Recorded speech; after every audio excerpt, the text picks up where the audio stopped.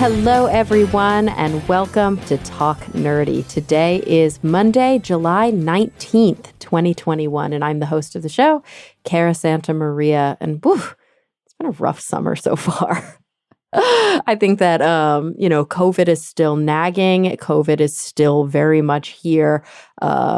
A lot of us are really tired. I'm also, just so that you guys know where I'm at. I sometimes talk about my work on the show, but in the intro, I don't talk about kind of where I'm at with things.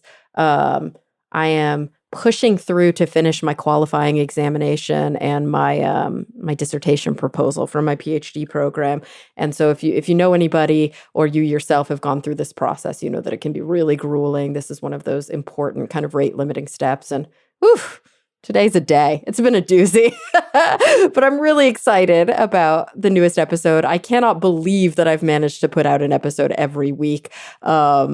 It's been tough to do, but gosh, isn't this one important? Before we dive into this week's episode with Deena Pierott, I do want to talk to you a little bit about, not talk to you, that sounds very stern. Let's have a chat, you guys. I want to thank those of you who continue to make the show possible. You know, your between my ad sales and the pledges from all of you who do so, this is what makes me just enough money to be able to keep producing this show each week, because I do pay an editor and I do pay my incredible assistant, Noelle Dilworth, who helps keep the calendars, book the episodes, and just manage all of the things that go into producing a show every single week, on top of working on The Skeptic's Guide to the Universe, lately doing some work on god-awful movies, seeing patients every week at the cancer center where I work, doing all of my coursework, and of course doing a daily TV show for PBS and KCET called SoCal Update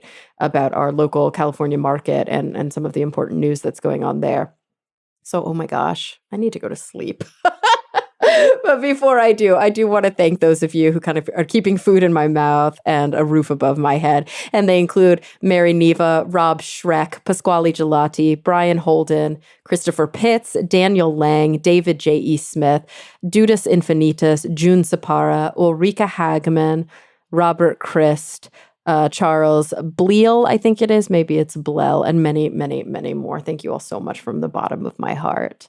All right, let's dive into this week's show. So I had the incredible opportunity to sit down with a diversity and equity strategist. Her name is Deena Pierott, and she is the founder of a STEM program for youth of color called iUrban Teen. She also recently co-founded and launched Black Women in STEM 2.0. She served on a ton of boards, different commissions. She had a gubernatorial appointment to the Commission on African American Affairs in Washington State. And she was even honored by President Barack Obama as a White House champion of change for technology inclusion. She's doing really, really important work, and I think that she does an incredible job of opening our eyes to some of the challenges that are facing many Americans today, and how we can promote more equity, inclusion, and celebration of diverse voices, both in education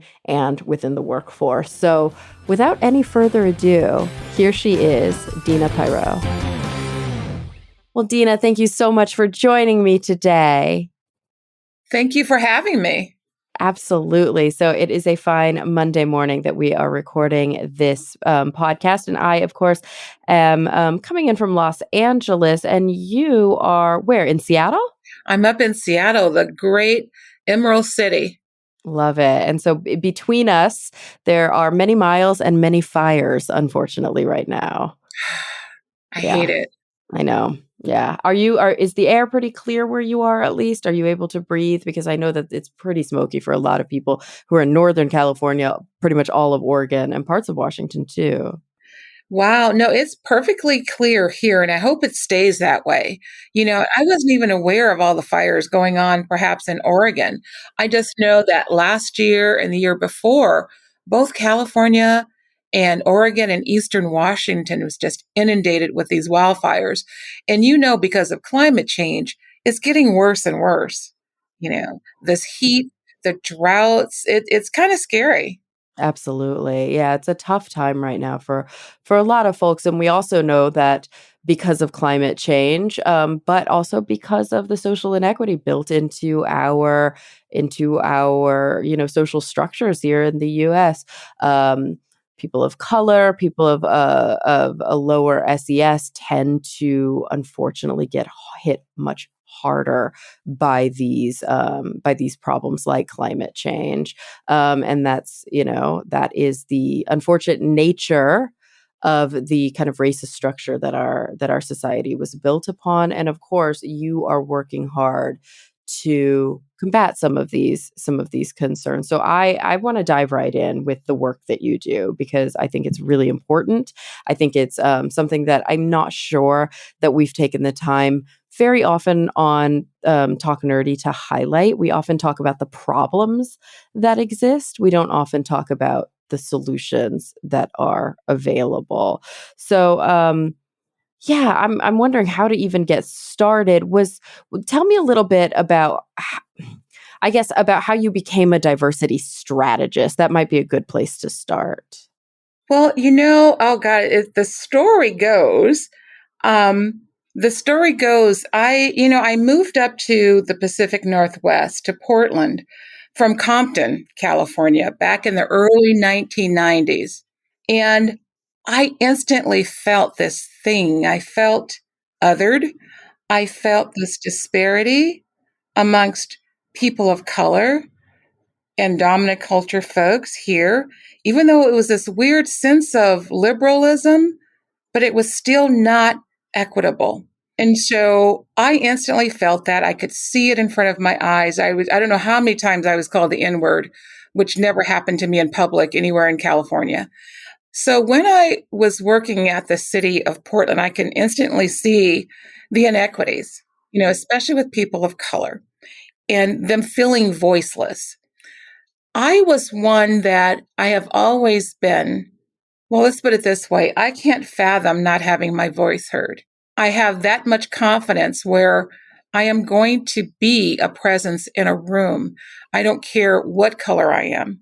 And so soon, a lot of people there, folks of color, would come to me and ask me if I could ask their boss if they could do something, if they could attend one of my diversity sessions, if they can do this or that. And I would say, no, you can ask them. And this is what you say and how you say it. And they still wouldn't ask. That bothered me. And it bothers me to this day. And that was in the early 90s. And so I felt that I really need to start advocating for others who felt voiceless there at the city. So that started my journey into the whole equity inclusion pieces of this work. So I was able to create a lot of different initiatives. And one way that I felt to move the needle on diversifying more of the supervisory management ranks was I created a diversity and mentoring program that was for women and people of color, employees of color. It was a year-long facilitated mentoring program to try to level set that inequity. Um, I created their affinity groups or their employee resource groups back in the early 2000s. That's still going strong now.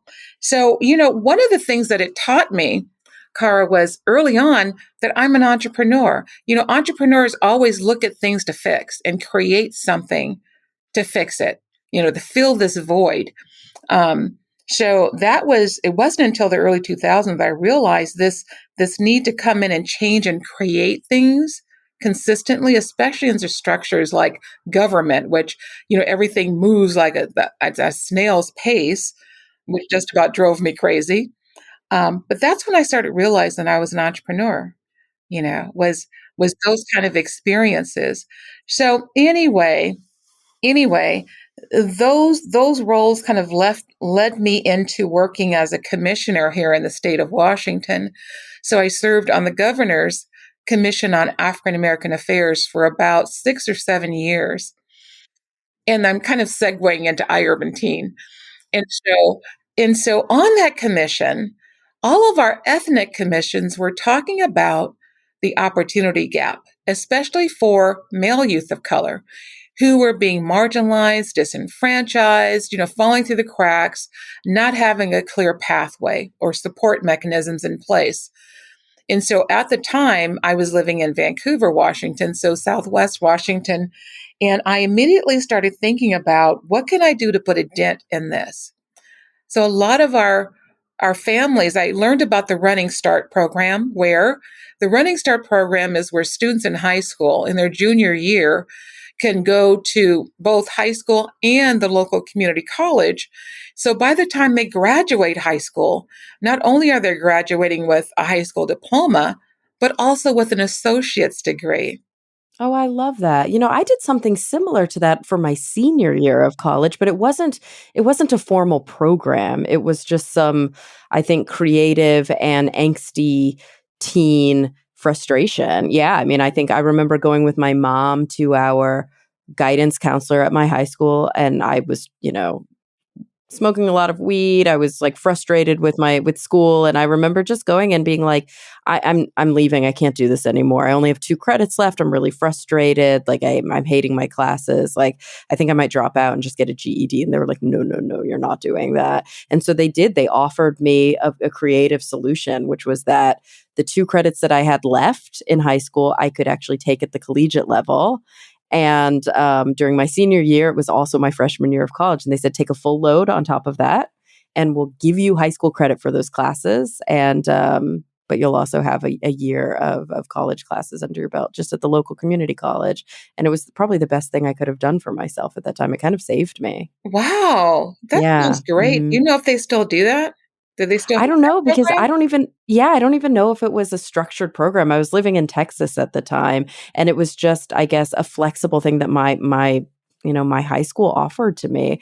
Hopefully there are a lot of creative and flexible solutions being offered to a lot of kids right now because you add to it all of the difficulties that you were seeing with a lack of equity of opportunity. Now you add to that the crushing difficulty of COVID. I know. In that gap, right? That educational gap that we're trying to fill, right now. But yeah, it's challenging. And so I'm always trying to think of creative ways to how do we, one, partner with local community colleges and universities to give them those opportunities of credits. Right. When what a brilliant program to have that kind of formalized and institutionalized and offered to kids at the high school level who there I do think there's a certain point when kids come from sometimes I don't even want to say neighborhoods, quote unquote, but like when they come from upbringings where they've been asked to be adults, where they've been forced, not even asked, but forced to take on adult roles, to work jobs, to help raise their siblings, to help pick up the slack. Oftentimes, by the time they're hitting their 17th, 18th year, they are starting to feel very boxed in a high school setting. Um, and college offers them a little bit of that freedom and a little bit of massaging of that part of them that feels very adult and feels ready to sort of be in the world. And I think if you miss that opportunity, it's much more likely that a kid, and I mean, at this point, we couldn't even really call them kids, is just going to enter into the workforce, probably sadly in a low skilled position, and say, I see that this has more immediate benefit for me than going to college. And see, that's what we're trying to avoid. We're really trying to segue them in to different experience. So we end up hiring a lot of our high school students to work as interns with us. So they're actually helping with our programs and working with other teams and getting paid for it. The things that we do too is we also have most of our programs on college and university campuses so they can feel that experience, and breathe it in and get used to it. So we let them be kids, and we ourselves, I think we act like big kids. I know I do, around them. I really do. I enjoy being around them. We love brainstorming with them, collaborating with them, and all of that, and letting them see all of the opportunities. I always, for me myself, I've always been idealistic and optimistic. I'm one of those types, right? Um, I think if I would have been Dorothy and the Wizard of Oz, that would have been perfect for me. But we keep that open. But going back to that Running Start program where I was talking about when I was a commissioner and found out about it and this great opportunity, but the inequity of it was the high school counselors weren't telling our Black and brown families about it. And so one key thing when I found that out, that a lot of our families didn't even know about it, was being that information sharer, that bridge where we were sharing that information. We were trying to assist and help those kids take that compass test to even get into the program. So those kind of things and those kind of inequities was what I saw such a need for programs like mine. And so yeah. And so, again, that inequity piece, when we talk about equity and inclusion and all, everything I do with iUrban Teen, with Black Women in STEM, with my diversity keynotes, everything is centered and anchored around equity and inclusion. Yeah. And so I'm interested in the sort of transition then from, working as, a commissioner and aiding in sort of academic equity, sort of the transition that brought you to really focus specifically on science, technology, engineering, and math. Where did you see that need, and what sort of compelled you to then say, okay, I would like to focus and really start to develop and work towards some programs that help improve opportunities for kids and adults in these specific areas? Well, it again, when I was, back in the day or back in like 2010 or 2009 or so, I was asked to participate on a chief information officer council in Portland. And I told my friend who invited me to be, to participate on this, I said, but I'm not a CIO. And he goes, I know, but you're innovative and we need you. We need your voice. So I appreciated that. And so when I went to the very first meeting, I walked into the room and it was a room full of white men. I was it for diversity. I couldn't believe it. And so when I went to the front of the room and and sat down, I did that on purpose too, because a lot of times we as women and people of color, we will sit in the back of the room, not to be seen, not to be, you just be quiet. I'm in a room. So I walked straight through. I know. Yeah, I'm like, I'm here. So I went straight to the front. I asked two of the guys that were there to move over. I mean, there were table rounds. There were two. There was enough space to get another chair there. I asked them to move over so I can get a chair here. And they politely moved over and I pulled a chair up right there and right in front. And so as soon as the meeting started back again, I started realizing I'm it. I'm it for diversity. But this room, I said, so over here, we've got these youth being marginalized, disenfranchised, clearly not a clear pathway. But here in this room, with all these technologists and STEM professionals, is where the opportunities are. So, how do I bridge this divide?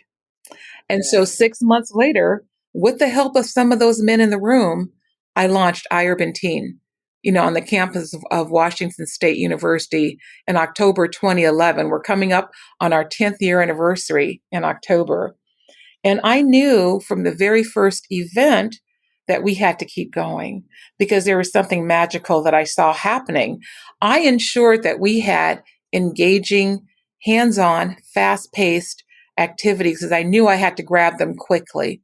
And that's still how we operate now, very hands on, interactive, brainstorming, collaborative learning, where kids are learning in teams, etc. And so that's what segued me in was being asked to participate on that Chief Information Officer Council, realizing that there was no diversity in that space, but it was so many opportunities in that space, and that our kids and families weren't aware of these opportunities. So again, that's where I made the connection, and the rest is history. Now we're in Seattle, Portland, Los Angeles, Dallas, Houston. We're getting ready to launch in Harlem, hopefully by the end of summer. If not, it'll be in 2022. And also, we're looking to launch in London in 2022 as well. So it really was about, for you, and continues to be about the fact that you see earning potential. You see a potential for, there's like a real potential for job opportunities in the STEM space. This is Oh, sort yeah. of, it's not just the present, it's the future. But if we don't have the right training and we don't have the right, not just the right training, but if we don't have the awareness, I mean, that's really step one, right? It's just a fundamental awareness. Yeah, step one is the awareness. And there are a lot of low opportunity white youth that don't have the awareness either.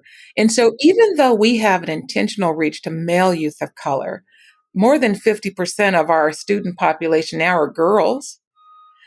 We also work with youth with disabilities, especially on the autism spectrum. And we also have some low opportunity white youth that participate in our programs. Everything is free, what we do. So, and we never turn away any child that wants to participate and wants to learn. I don't believe in siloing a program or only have it geared for one demographic. Right. And so how do you fund it? If this is offered for free for all youth, how do you fund these programs? I mean, are these scholarships that are available to individuals? Obviously, you have a lot of different types of programs which we'll dive into, but is this really about just doing a lot of fundraising on your part? Girl, honey, let me tell you, this has been a heavy lift. Oh my God. And there is truth, and I say it every time with being a Black female founder, especially in the STEM space. Mhm. We weren't funded for 9 years. Mm. And I was honored by President Obama as a White House champion of change for technology inclusion back in 2013 and invited back 3 more times during his presidency. But the first time there, and I don't have any filters, by the way, so I hope I don't offend anybody. But That's cool. I That's hope I don't offend. But we are not too concerned about that here on my show. okay, cool. So at the end of the day, when it was 7 of us being honored as White House champions of change for technology inclusion. At the end of the day, they asked us, "Well, what are some of the real challenges that you guys are facing?" And I said, "Well, I'm going to be very honest and transparent. Mine is funding. I'm a woman of color with a program that's making an impact in the community, but I'm not funded. I could be a white girl selling cat booties and I'd be funded hand over foot. There's a lot of salaries being made off the backs of Black and brown youth in this country by dominant culture organizations who truly are not making the impact that they could. But funding or no funding, we're here for the long game. Our kids are used to people coming into the community, cherry picking, getting money and gone. That's not us.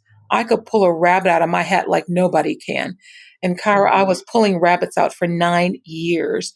I almost lost my house at one point trying to fund this program myself. And it wasn't until about a year and a half ago, Bobby Wagner of the Seahawks heard about us. I was talking to him. He loved the program. And I said, yeah, but the only problem is it's hard. It's a heavy lift because we're not funded. And he said, right now you're not, but you will be. So he selected us as his nonprofit of choice for this contest that the Seahawks were having, and he won. So a bunch of money came our way because of him. And it's interesting how money begets money. Because after that, and people saw Seahawks, iUrban team, who's iUrban team? Then other companies came forward with funding. So we have been blessed, truly blessed, to have the support of companies like Lamb Research out of California, Microsoft, Nike, Intel, got Nintendo, oh God, Oregon Community Foundation, and got Southwest Washington Community Foundation. So we have been blessed and honored to receive this funding and a lot of personal donations, especially after George Floyd. After George Floyd's murder, we had a ton of private donors donating to us, which I was appreciative, but I'm going, where were you like 2 years ago? But but they did.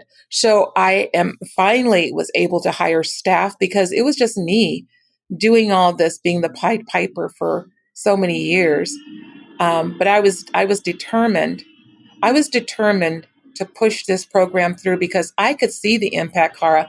When I would be there and you would see a child, especially one of our young Black male youth that would come to our program for the first time, and they would already look broken.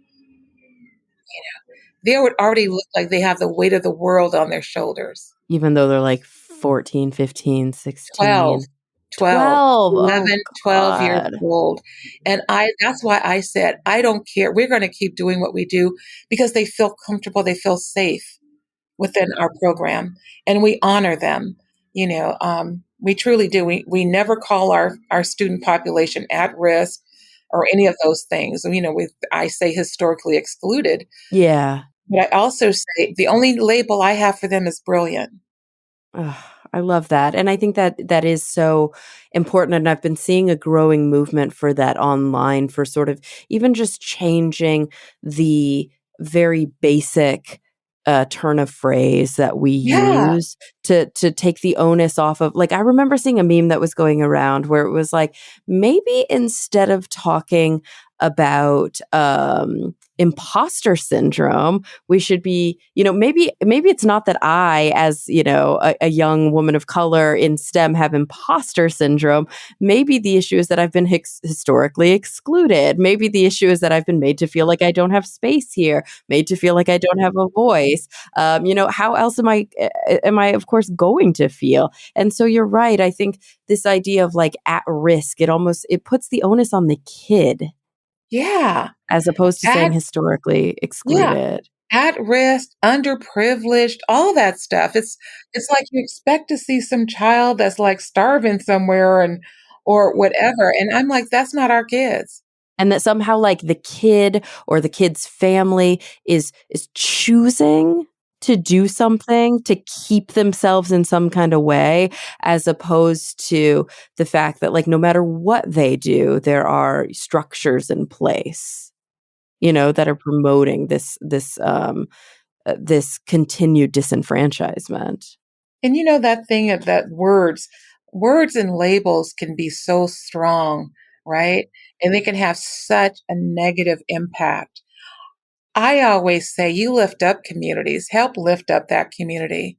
The other thing too is totally family focused. We did that from day one. So you might come to our event, you might see grandparents there supporting that child, the parent, the aunt, the uncle, the big brother, the sister, the cousin.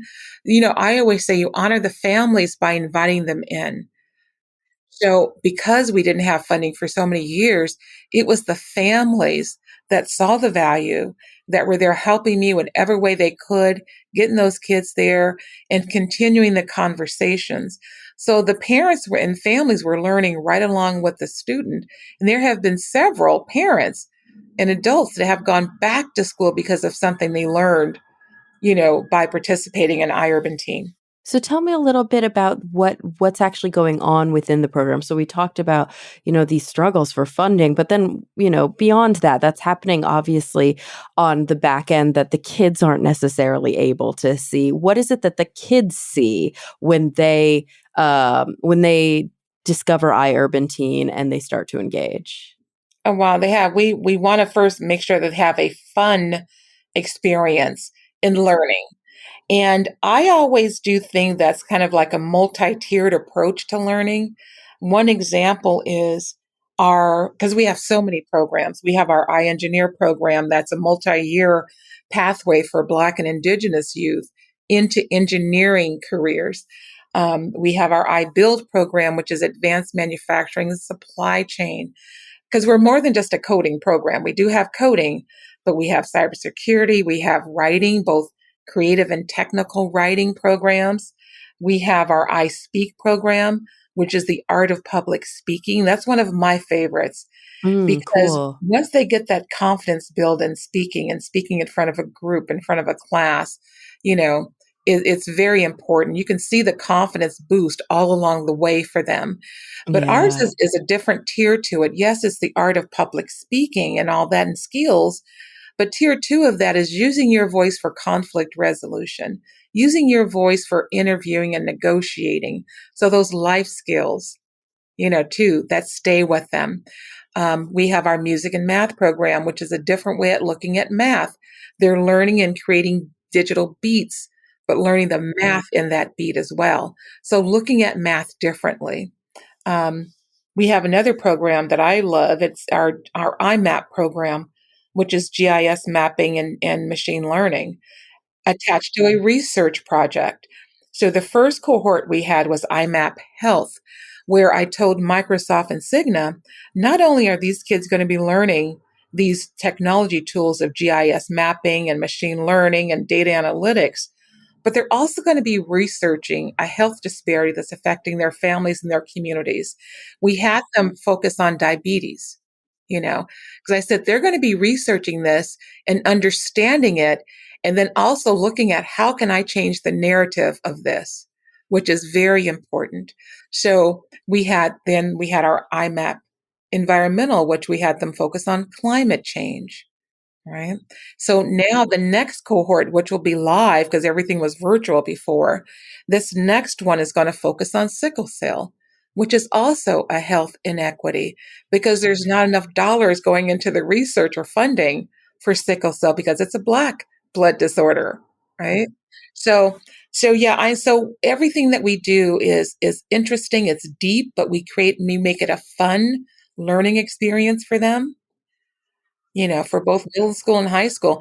Now we have so many students that have gone through iUrban Teen that are in college or adults that still want to stay tethered to us. So we created iUrban University, for our students that were over 18 and have transitioned out of high school. It seems to me like one of the most important aspects, obviously, other than the exposure, the training, the awareness. Wait, all of these are like equally important, is the idea of mentorship. It's the idea of seeing people who are from your community, seeing people who have a similar background, who talk like you, who look like you, who sound like you, and who have had, unfortunately, probably not good opportunities, but fought through or were very lucky or for whatever reason managed to embody the position, whether it be becoming an engineer, becoming a computer scientist, becoming a whatever, to embody those positions. Because if we see people in those positions that look and sound like us, then we can see ourselves doing those things when we get older. Totally agree. And that's why I was always reaching out to, different employee resource groups, Black and Latinx resource groups at Intel, Microsoft, Nintendo, etc., so that they could come volunteer at our event so that these kids could see them. And I remember one time we had at one of our first or second events back in like 2012 or so, we had the whole employee resource group, or a lot of the employee resource group, Black resource group from Intel, and they were both mainly engineers, come and set up these tables, info tables, to show the kids these different programs. And I remember looking at our students, our 12, 13, 14-year-olds, that were just kind of looking at them in amazement. They were more amazed at them than the program they were trying to show them. And that is the beauty of it, so that they can see that they too can be that. They can get there, as well, and see their own imagery in those roles. Yeah, no, it's so fundamental, right? And it's like we talk about all these first steps, but it's like if you don't have that, then you're expecting that kid to carry a lot. I mean, we're already expecting these kids to carry the world on their shoulders. They already do, to push through these barriers, to have the sort of moxie and the gumption and the foresight to say this is something that I can do, this is something that is available to me. But to expect that, I mean, to expect that is so grand, but to expect that where all they ever see are white men in these roles is I mean, basically insurmountable. And I'm in awe of the, for example, Black women who have come before these when we're looking at the record, I mean, it was few and far between, but the handful of trailblazing individuals who actually did push through all of those barriers. I mean, obviously, we're still continuing to push through these barriers, but when you see these people doing this in the 40s, in the 50s, in the 60s, I mean, it blows my mind that it was even possible. I mean, it's barely possible. That we're just learning about, and just think about how many others that we haven't discovered yet, that were trailblazing back then. It always blows my mind. But, I also have to admit and say that some of my biggest supporters in this program, that are really authentically vested in this program to make a change are white men. Oh, interesting. Okay. Yeah, isn't that interesting? Well, I was doing a diversity chat up at Western Washington University about a year and a half ago. They wanted me to come up and do a keynote, and I thought it was going to be instructors and community members. But when I got there, 90% of the audience were student, population. They weren't getting any extra credit to come listening to me or anything. And out of that 90% student population, 85% were white male students. And so I started talking and I had to stop. I said, you know what? I got to address something here in the room. Yeah. And so I said, there's a lot of you young white male students here, and you're not getting credit to come listening to me. So I went and sat down next to one of them with the mic. And I said, so tell me, why are you here? And he said, well, because I want to be a part of the solution, not part of the problem. So I've always been vested in self growth and self discovery to being a part of the future. And so all the other white males are shaking their head like, yes. And so I went over to another one and I said, okay, so what's your story? And he said, well, I grew up in an environment that was all white. And I kept hearing these things about other people that didn't strike me the right way. And so I did my own walk through this and felt that, that how unfair it was. And so like him, I also want to be a part of the solution, not the problem. I left that day when I left and finished my keynote. I felt so encouraged about the future. I think that this next generation is going to be real game changers for us, as far as what they're looking to do. And, I also did working with a global tech company. Everything was virtual because of COVID, but they wanted to make some inroads and changes within the organization. Already good organization, but every organization, every person has room to grow. So they wanted me to talk to their team and all. And then they sent out an interest form for any of their staff that want to participate on revisiting and relooking at their policies and things and make them more equitable. And so there was about 40 employees from all over the globe. I'm talking about, England, Australia, Ireland, Portugal, United States, that were on that info call. And the majority of them were white men, you know. And then I let them tell their story because I wanted to know their why, you know. Why are you vested in this? Why do you? And I tell every organization, for me, I take this work so seriously. I've been doing it for so long. I don't have time for passive conversations, you know. Anything I do with you has to be action oriented, everything. And they knew that, and I'm so proud of the work that they've done, you know. And I, again, on the call with them, I said, you know what I noticed? There's a whole lot of you white guys on here. Yeah, yeah. Well, so I said, so tell me your story. What's your why? Why do you want to be a part of this change and impact? And I listened to their stories, and they were so heartfelt and they were so authentic, that I knew that they intrinsically wanted to make a change. So like I said, I think that we are at this turning point, that we have to keep this moving forward, not lose that momentum that we gained in 2020 on this whole space of equity and inclusion. Because I think that 2020 was a true game changer and an eye opener for a whole lot of folks. Yeah, and I think it's really encouraging to hear that. And I mean, I think I've always known that there were many, many allies, but to hear about the growing and increasing drive to to affect change in the hearts of the very people who benefit most from the privilege of the way that the systems are currently structured. Um, because the truth of the matter is, and I mean, I know this being a woman in STEM, there are times when you're in a room where there are not a lot of other women and you say something and that thing goes unheard, and then it becomes, as the phrasing goes, bro-appropriated by another individual, and then all of a sudden it's a great idea.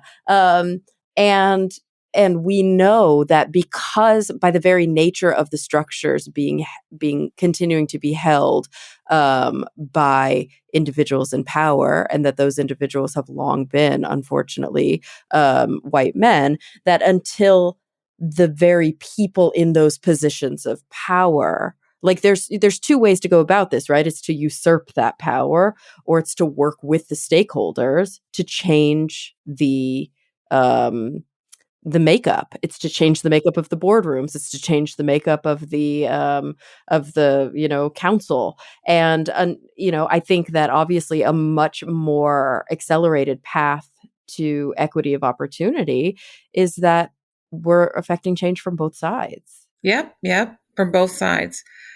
That's what it takes. But I'm again, remember I said I was that optimistic, idealistic person. I do feel that there's a shift that's occurring.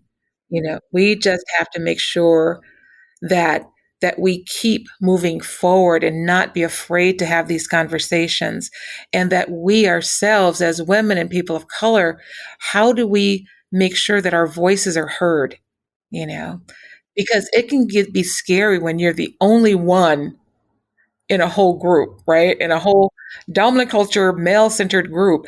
It can be intimidating, you know. But it's one of the things, like one of our students now who is majoring in cybersecurity at the University of Washington. I was so proud. He was being interviewed and by someone that wanting some more from a student's point of view on iUrban Teen.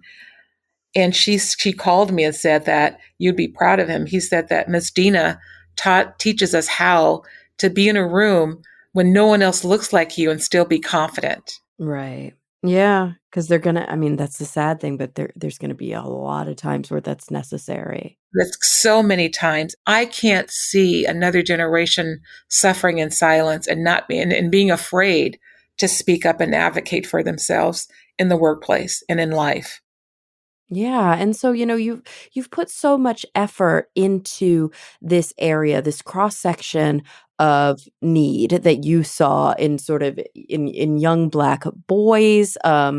Obviously, that has broadened to include any students who are really struggling, who have been excluded from the conversation and from the resources that have been available. But then you saw a need after that for individuals who have already gone through those hoops, who have secured those positions, and who are continuing to struggle with these pressures. And that's, of course, Black women in STEM 2.0. So I'm really interested to hear how Black women in STEM 2.0 came about. Well, we had, there was a group out of California that I encouraged to have a conference here in Seattle, and it was Black Women in Technology, and a very successful event. And there was this thing I could feel, especially in places where the numbers are lower, like in the Pacific Northwest for Black women, especially Black women in STEM, in technology. And so we felt this vibe that was happening, that these women, Black, brown, white, were so happy to be in this sense of this community, right? This communal type of thing where they felt supported, plus so many dynamic workshops. So after that first event, that was in October of one year. Then that following January, my colleagues and I decided to let's broaden this, because there's also Black women in supply chain, there's Black women in manufacturing, there's Black women in engineering. So we wanted to change it to STEM, Black women in STEM. And we call it STEM 2.0, because the M in STEM, and same for iUrban Teen, stands for manufacturing, not math. because math is interwoven in everything anyway. You think about it. It's all interwoven, and a lot of times manufacturing is left out. So we include the manufacturing piece. And so we wanted to keep something going with that. And so it was January 2019 is when we really kicked it off, and we had different live events, different panel sessions in partnership with companies like Google and Amazon and Microsoft and such. And so we had these panel discussions here in Seattle, Portland, Dallas, and Washington, D.C. And we were planning for and then we had a big summit in Portland that was huge. And it was sold out. It was amazing. It's the same kind of sense of community that all of the women felt and loved. I also attached our iUrban teen program to that summit because we have our girls pitch competition that happens every year during the summit, which will happen. We're having another summit here in Seattle area in October 22nd and 23rd, which will be a live in-person event. No more virtual stuff. Yeah. I'm like, no more. I know. It's like it's time. We need to re-enter into the world. I know, before we go around like a bunch of zombies. Uh-huh. But of course, we were supposed to have the summit last year in Dallas, but COVID hit. And so we had to do everything virtual. So we didn't have a summit, but now we are having our second one here in Seattle in October. But anyway, so we felt a strong need for that. Plus, I wanted a community of Black and brown women to be able to help mentor our girls who are in iUrban Teen. So for me, it's a win-win. One, we're building the sense of community and information share for women, women of color in STEM, but also these women are going to give back and help our girls in iUrban Teen. Yeah, I love that. And I think, it's it's this balance that has to be played between being aspirational without being Pollyanna-ish, being motivating without candy coating what the reality is. It's better than it was. It's still nowhere near perfect. And I think this idea that the women who are themselves the mentors are still struggling with these institutional barriers, and they're real people who can both be a role model for somebody who's younger, but but also, need support themselves. And what a beautiful program to be able to kind of combine those requirements and those interests. Well, they really do have that struggle. Like for me, with the Black women in STEM, I'm the one who creates more of the equity type of panel discussions. So there was one that I had that I created. We had an in-person one, and then when COVID hit, we had a webinar on code switching. It was called Code Switching or Soul Switching, meaning how much of your soul do you have to give away in the workplace just to fit in, right? And code switching is big in our communities because a lot of people feel that you still have to code switch. You have to become a second self in the For workplace. sure. Yeah. And Yeah. I have an issue with that. But then trends are changing where more women are feeling more authentic in the workplace where they can be themselves. Still, you have the business decorum, but you can still bring your culture into the workplace. So that's one. One of the workshops that I'm doing for our conference, our summit in October, is called Managing While Other. And it is when you are the other. And a lot of times when you are in a supervisory or a management role, how do you navigate through the micro and macro aggressions that you might endure on a daily basis? How do you navigate through that? And this is going to be centered in a tech environment. How do you navigate through that in a tech environment? So that's going to be an interesting panel as well. And so for me, all the sessions that I do around diversity, equity, and inclusion, it's 20% bitching ceremony, 80% solutions. Mm-hmm. That's great. Yeah, because you need both. You need the catharsis and the community. How do we change this now, right? How do we start moving forward and change this? And what's your technique that you use that might be able to assist someone else in navigating through, this process? So I'm looking forward to our event in October.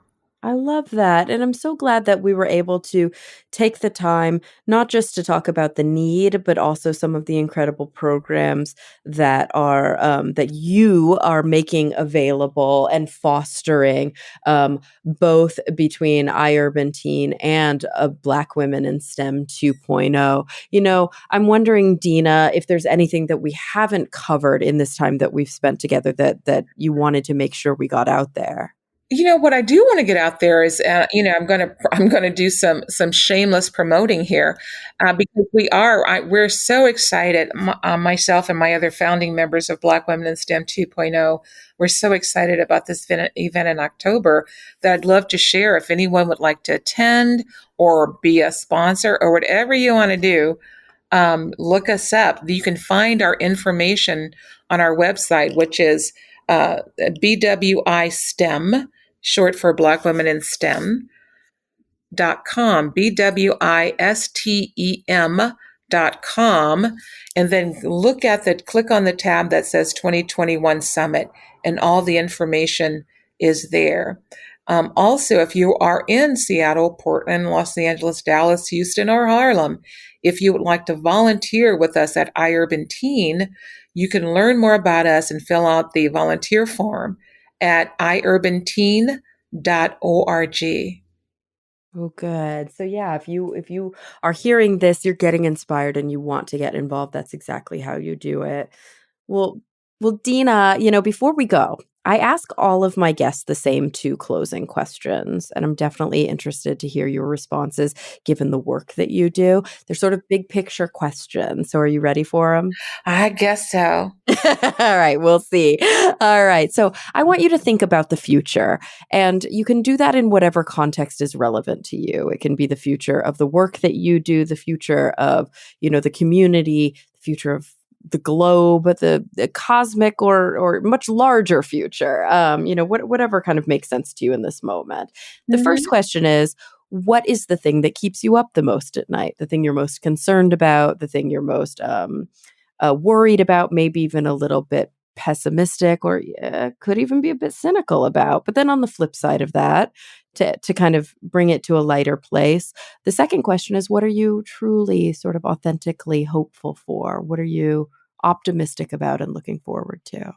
Well, I would say what keeps me up at night, what keeps me in this space, or this space of insecurity, is, will there be clear and equitable pathways for my sons, for my grandchildren, for all of these almost 10,000 students that have gone through iUrban Teen?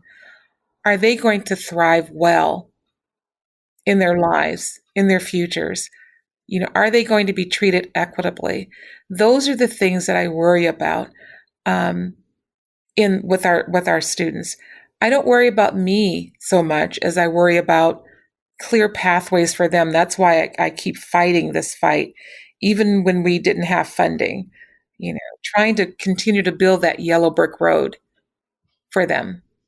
But then there's the adults. I worry about so many women and people of color still in the workplace that's afraid to advocate for themselves.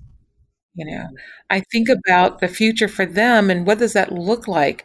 How so many people are suffering in silence because they're afraid to advocate for themselves. When I do speaking engagements, if there's a lot of women or people of color in the room, I ask them how many of them have children. And then I ask them, when your child grows up, do you want them to advocate for themselves and to have their voices heard in the workplace? And they all say yes. Then I ask them, well, why aren't you doing it for yourselves? So look at it that way. Now, what I'm optimistic about is, I'm optimistic on how the growth of my program, how many people are getting vested in what we're doing, and how we're going to be thriving with this program, and impacting even more lives. We have a camp, a 24-hour day of giving in September 23rd, and our whole campaign is called Bridging the Gap on education equity, which bridges the gap on economic development, which bridges the gap on community impact. And it's all true. It's all true. So I'm very optimistic that we're going to continue doing the work that we do and that we are going to be impacting those three pillars. Here, here, as am I. Well, Deena, thank you so much for taking the time to chat with us today.